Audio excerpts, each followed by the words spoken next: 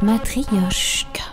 En réalité, Hans Wiesmann, par rapport à tout ce qu'on a pu entendre et qu'on va continuer à traiter ensemble dans les échanges, c'est d'une certaine façon ce que aujourd'hui la jeunesse ou les jeunesses, parce qu'on a bien entendu qu'il n'y avait pas une seule jeunesse évidemment, les jeunesses peuvent attendre des enjeux planétaires, climatiques, et donc de ce qu'ils attendent d'un changement total, d'une rupture absolue des comportements pour pouvoir essayer de sauver une planète qu'il semble peut-être perdue. Enfin, en tous les cas, il y a cette anxiété qui règne. Et comment on arrive à s'entendre avec une génération en place qui, elle, est dans un modèle de société et un système qui fonctionne. Et donc, aujourd'hui, ce qui se passe dans cette reconnaissance là, c'est si on rajoute cet élément-là de la vérité, tel que vous dites.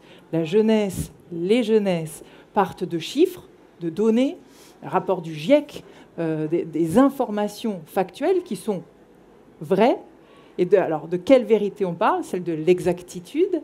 Et questionne peut-être notre authenticité à vouloir voir la réalité en face. Et c'est là où est-ce qu'il ne se passe pas quelque chose dans cette triangulation des vérités dont vous parlez qui pose un problème de reconnaissance de génération?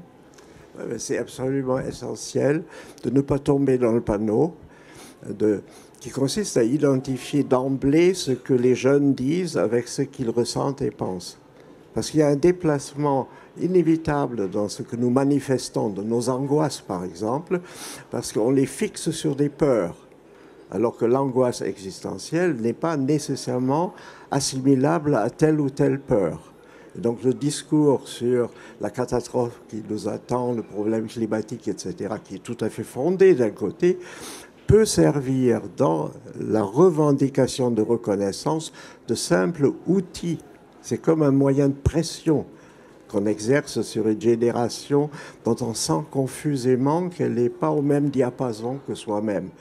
Mais alors, il ne faut pas considérer que ce qui est dit signifie directement ce qui est ainsi exprimé.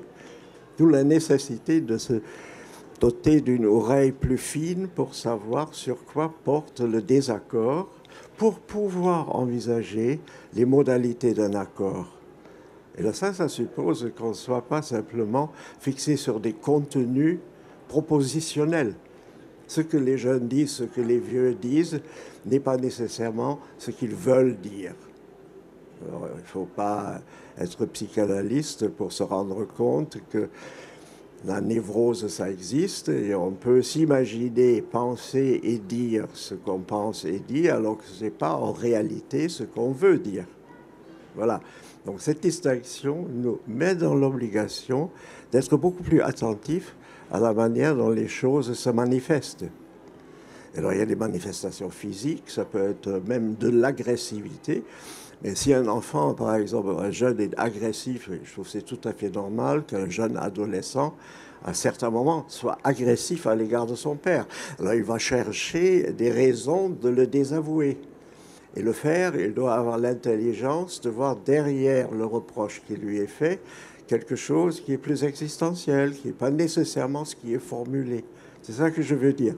Et donc les trois dimensions de la vérité qui fondent la possibilité de la reconnaissance sont utiles comme grille d'analyse de ce qui est visé. Est-ce que celui qui me contredit ou qui m'agace, qui me persécute de ses revendications, considère que je suis dans le faux quant aux faits? Ou est-ce que je suis simplement faux comme un être qui est faux dans l'expressivité? Est-ce que je suis celui qui sait être juste, reconnaître la justesse d'un comportement, une revendication? Eh bien, ça suppose quand même qu'on soit dans une relation plus réfléchissante, un peu plus attentive que si on réagit tout simplement à ce qui nous est proposé comme problème. Vous voyez ce que je veux dire? Matryoshka.